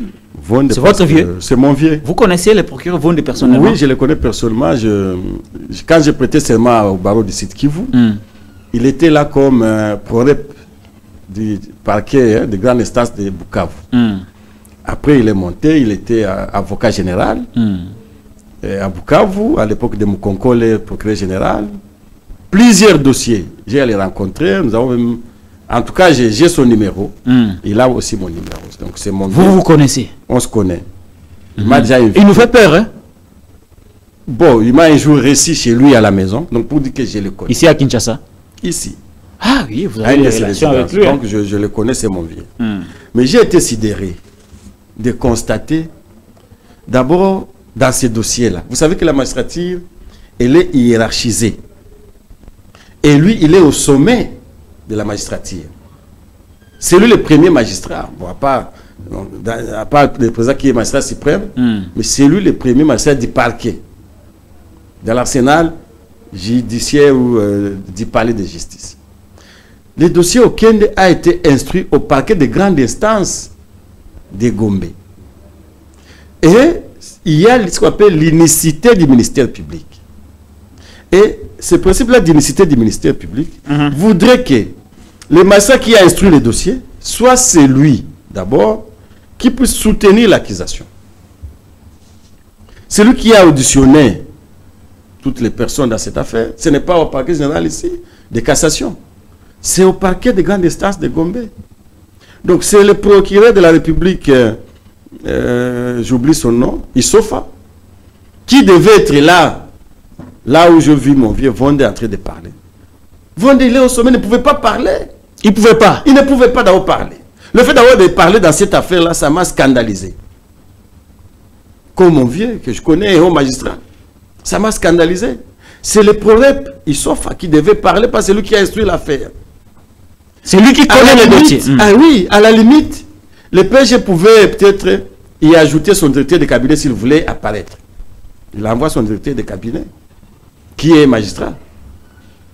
Et à la fin, s'il y avait des erreurs qui ont été commis dans l'instruction, c'est le parquet général de Gombe, qui est directement chef hiérarchique de M. du prorep de Gombe, qui devait peut-être voir s'il faut sanctionner le parquet de grande instance pour avoir mal instruit cette affaire.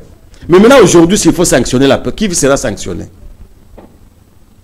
C'est le PG Cassation, mon vieux Vonde, qui s'est exposé inutilement. Pendant que l'affaire a été instruite là en bas, pendant que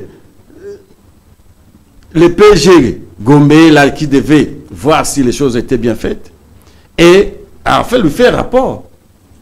Donc c'était d'abord la première erreur dans cette affaire. Deuxième grosse erreur, c'est se communiquer. Vous savez que nous sommes dans un pays où la liberté d'expression est garantie par nos lois. La liberté des réunions, les médias ici, c'est garanti. Et l'article, je préfère lire ça, 28 de notre Constitution. Je vais le lire parce que j'ai même lu un professeur qui a écrit sur les droits à la rébellion. Que la rébellion, c'est un droit. Un jour, je viendrai avec la thèse et l'ouvrage. Et démontrer que quand vous avez fait... Moi, je vais vous recevoir aussi. Ouais. Voilà. Donc, il dit, l'article 28 dit ceci. Nul n'est tenu d'exécuter un ordre manifestement illégal. Point. Nul n'est tenu d'exécuter un ordre manifestement illégal. Tout individu, tout agent de l'État est délié du devoir d'obéissance lorsque l'ordre reçu constitue une atteinte manifeste au respect des droits de l'homme et des libertés publiques et des bonnes mœurs. Vous savez que la liberté, c'est un droit de l'homme. La liberté d'expression. Oui, oui.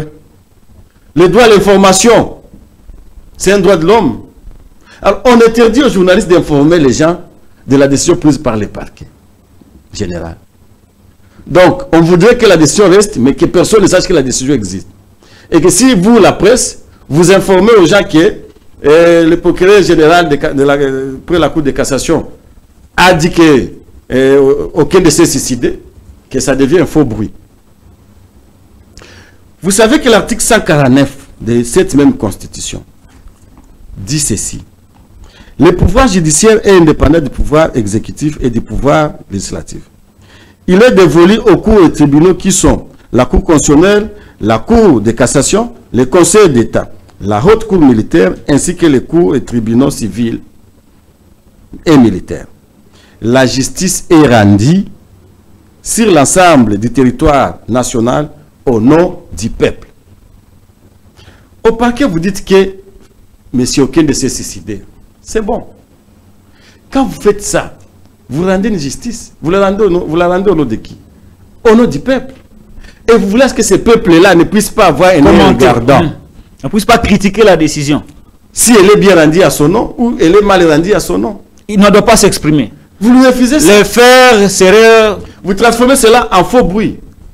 Je crois que mon vieux Vonde, il a atteint son dernier poste dans la magistrature. Et après ça, officiellement, c'est la sortie. Oh non, il est à la porte de la sortie. Hein? Oui, tout. Celui à qui il a succédé n'est plus magistrat. Parce qu'après ce poste-là, il n'aura plus un autre poste. Lequel?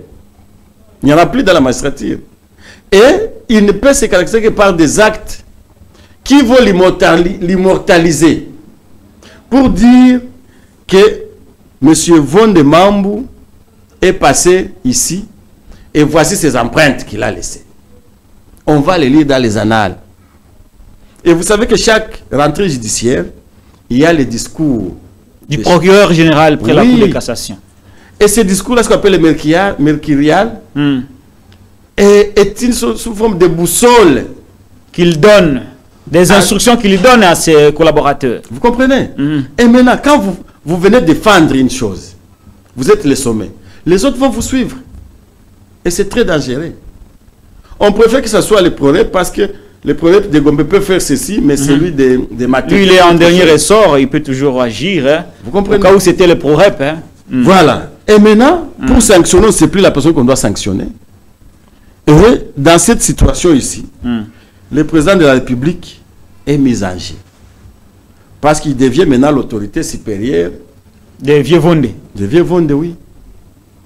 Comme il y a ce qu'on appelle clameur public. Le président de la République risque de le virer. De devoir clair. Déjà, il avait dit que la justice fonctionnait très mal.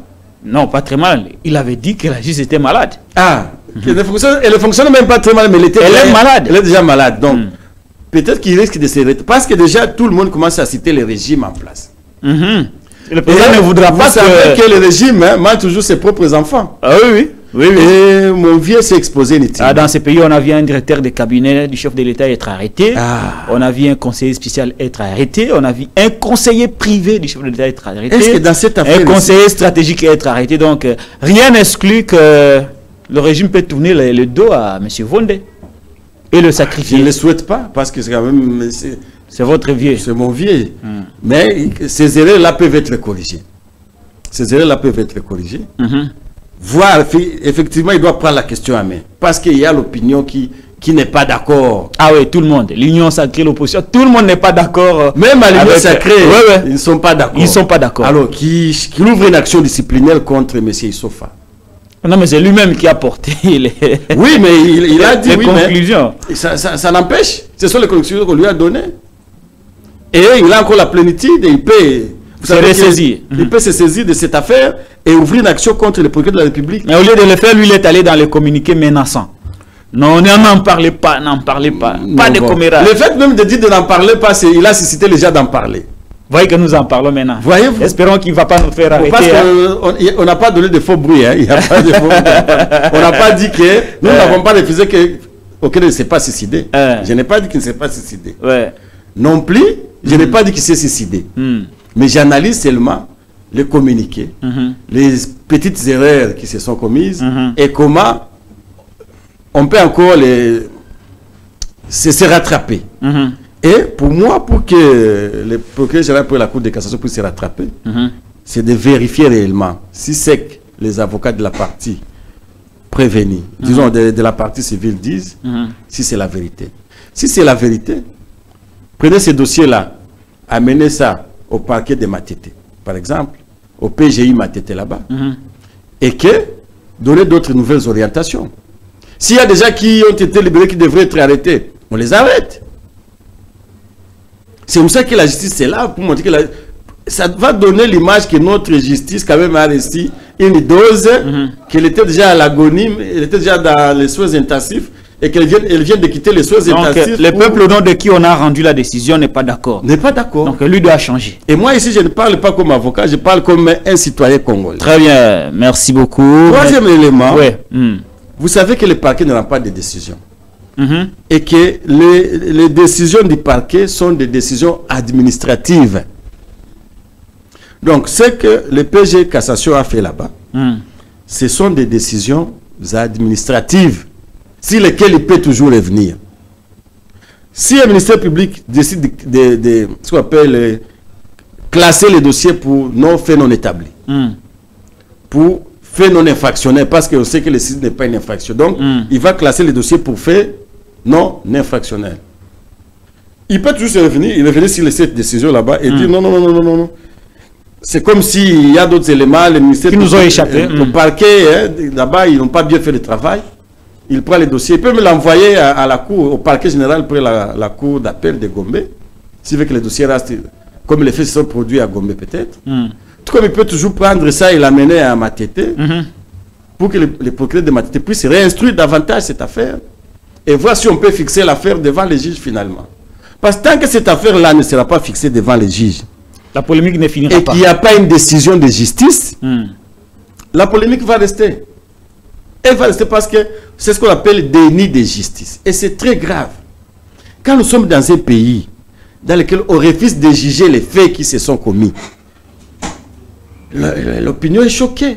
La mort de Chéribin a choqué tout le monde. Même le président de la République a été choqué. Oui, mais pourquoi ne pas... Il y a des gens qui ont été cités dans cette affaire. Et vous savez que quand il y a mort d'homme, il suffit seulement de vous citer pour qu'on vous transfère devant les... Si vous êtes innocent, c'est le juge qui doit savoir. Ce n'est pas le parquet. Ce n'est pas le rôle du parquet. Le rôle du parquet, c'est de chercher tout le monde qui est cité, les envoyer devant les juges. Pour moi, que ce soit le chauffeur de Chéribin Okende, le garde du corps, que ce soit le garde du corps, que ce soit, on a parlé d'un certain Christian Tshisekedi, on a parlé d'un certain... Général Ndayouele, cité par on a parlé d'un certain colonel Kiki, si c'est Kiki. Tous ces gens là-bas, qu'ils soient innocents ou pas, ils devaient être devant les juges. Vous ne pensez pas que ce déni de justice, c'est peut-être pour cacher la vérité? Et c'est là le danger. Parce que les avocats de la famille ont même demandé lever copie des procès-verbaux d'audition de toutes les personnes citées. Et c'est ça le danger que je vous dis. Je vous dis, j'ai un cas pareil comme avocat. Ah, vous avez toujours des cas, hein? On finit par là.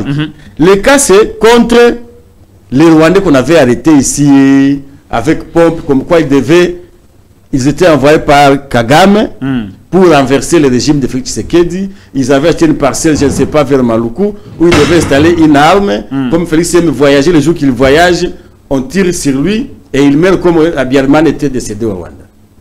On a publié ça sur les réseaux sociaux. On a dit que ces gens-là avaient infiltré même ma soeur, ma grande soeur, Denise Nyakeo, et que ces gens-là avaient même infiltré tous les services de renseignement, je ne sais pas, de sécurité. On les a arrêtés. Une année plus tard, on constate que c'était des chimériques. C'était des fausses informations. On les met devant l'auditorat militaire de Gombe ici.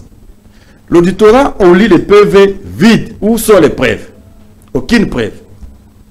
D'ailleurs, même l'ordinateur, leurs ordinateurs, il semble que les services de renseignement les avaient vendus. Ah. Et je dois se partager l'argent dans les Nganda, dans les bistrots. Les téléphones ont disparu, leurs téléphones. L'auditeur supérieur de Gombe écrit à l'ANER. Parce que dans les PV, on dit qu'on les a récupérés, les téléphones et les ordinateurs. Renvoyez-nous ces ordinateurs et les téléphones. Introuvable. Introuvable. Certains disent que ils se sont partagés les butins.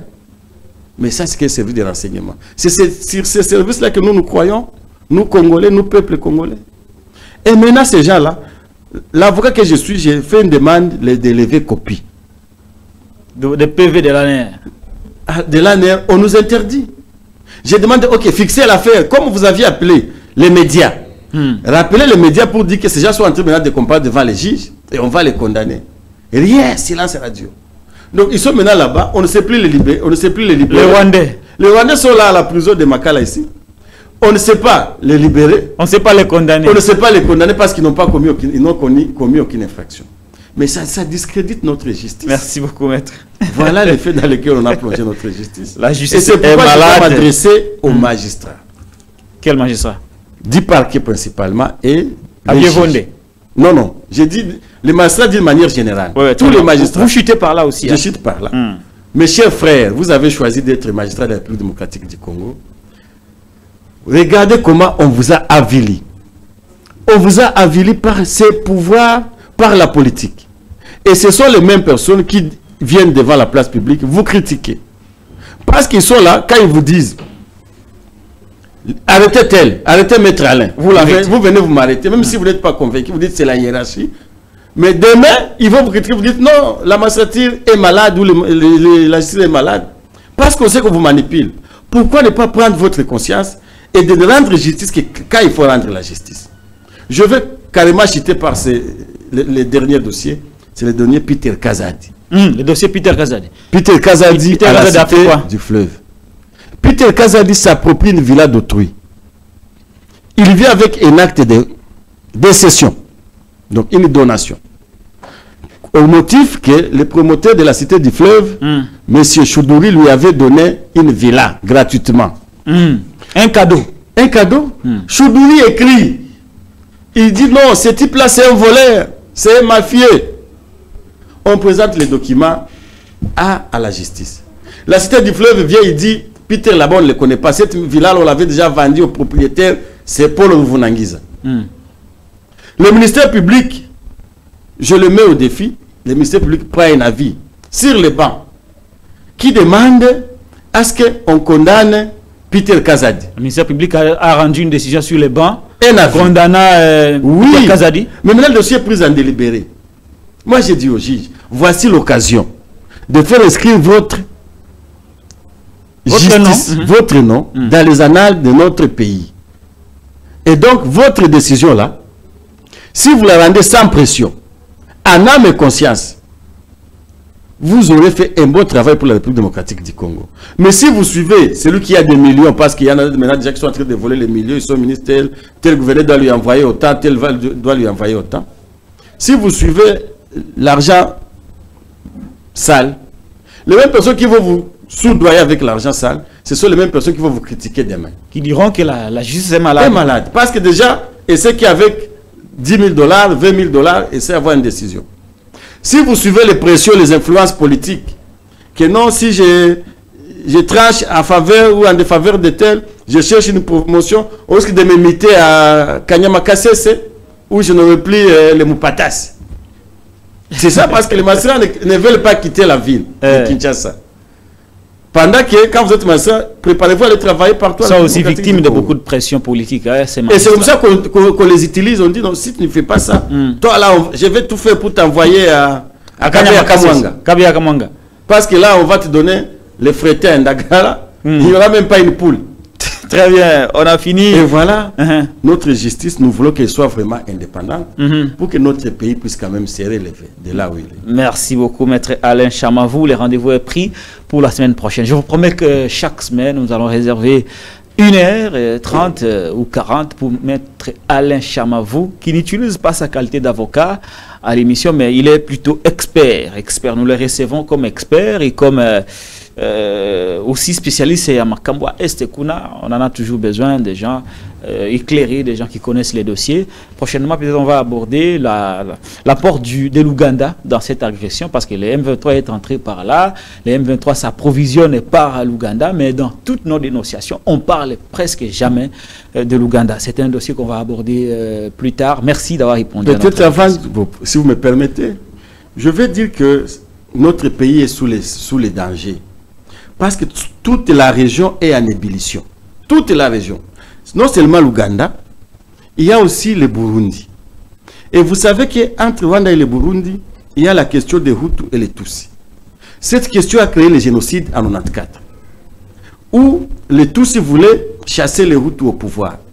Et aujourd'hui, les Tutsis du Burundi veulent chasser les Hutus qui sont au pouvoir d'Aïchimie. Ça signifie qu'on risque d'avoir un génocide au Burundi. Ce génocide proviendra du conflit de la RDC. Et le monde est en train de nous observer. C'est pourquoi je pense que nous sommes en danger permanent. Pas seulement l'Est du pays, mais toute la région. Vous voyez comment l'Afrique du Sud venait d'entrer dans le G. Regardez comment l'Angola ici à côté est entré dans le G. Regardez comment Brazzaville est entré dans le G, même en donnant de l'espace au Rwandais ici à Maluku. Regardez comment Centrafrique est dans le G et a permis à ce que les Rwandais y mettent sa base militaire. On a appris que il y avait un groupe là. Les Ignélés. Les Ignélés sont entrés à l'Équateur. Donc pour dire que toute la région est en ébullition. Et qui amène ça? Qui est venu avec l'esprit belliqueux? Ça maîtriser la guerre. Ça maîtriser la région et la sous-région. Donc de toutes ces questions-là, on pourra en parler dans l'émission qui viennent. Et montrer, donner notre expertise et donner des propositions. Surtout quand je venais de suivre ce que mon ami Barnabé Milingagno a dit à une chaîne, que Barnabé, je salue et bienvenue encore parmi nous après votre géol à la prison. Donc il est important que nous puissions réfléchir si la question de l'Est, et moi j'ai toujours pris la question de l'Est comme devrait être une solution à la question de l'Ouest. Très bien, là nous allons développer plus tard. Merci beaucoup, Maître Alain Chamavou, d'avoir répondu à notre invitation. Merci, mon ami. Et merci pour le travail que vous faites pour la nation. Merci. Beaucoup de gens vous suivent et ils apprécient. Surtout chez nous à l'Est, on vous suit. Ouais. On apprécie votre travail. Et on dit qu'on a encore des jeunes combattants, des jeunes qui ne craignent rien. Vous savez qu'il y a des choses que nous disons ici. À certains médias, on censure. On censure. On dit, oh, il faut kata. Ah, il faut kata. On a même peur de nous. Il y a même des gens qui nous appellent, maître, vous voyez vraiment, nous vous portons à cœur. Ces gens-là sont sans foi ni loi. Mais j'ai dit, c'est pour notre pays. Très bien. Lumumba est mort, on continue à parler de lui. Très bien. Merci. Merci beaucoup. J'aime beaucoup l'Est de notre pays. La ville de Goma, c'est ma préférence. C'est le climat de Bukavu également me plaît beaucoup. Vous voyez, les climats sur les lacs Kivu. J'ai beaucoup adoré la partie est de notre pays. Il fait très très chaud ici à Kinshasa. Un jour, j'aimerais aller passer ma vie là-bas tranquillement quand les âmes vont se taire. Merci à vous qui avez suivi l'invité de Patrick Lukala, Maître Alain Chamavou. Cette émission a été réalisée par Derrick Lunkeba. Si vous l'avez aimé, allez, abonnez-vous à la chaîne YouTube Télénews, chaîne de la liberté.